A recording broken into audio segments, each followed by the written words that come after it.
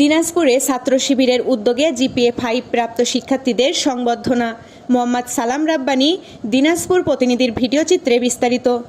দিনাজপুরে এসএসসি দাখিল ও সমমানের পরীক্ষায় জিপিএ 5 প্রাপ্ত শিক্ষার্থীদের সংবর্ধনা প্রদান করেছে বাংলাদেশ ইসলামী ছাত্র শিবির দিনাজপুর শহর শাখা।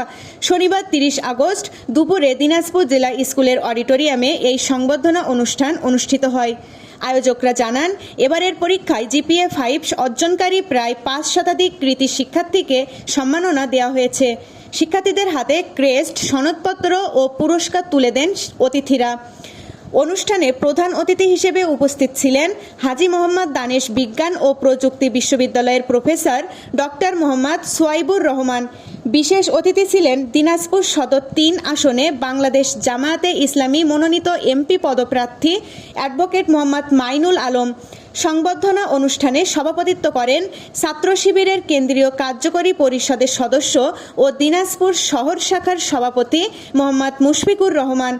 বক্তারা বলেন, বর্তমান প্রজন্মই দেশের ভবিষ্যৎ, তাই তাদের শুধু উচ্চশিক্ষায় শিক্ষিত করা নয়, নৈতিক ও আদর্শবান নাগরিক হিসেবে গড়ে তুলতে হবে। সমাজ ও জাতির কল্যাণে শিক্ষার্থীদের এগিয়ে আসতে হবে।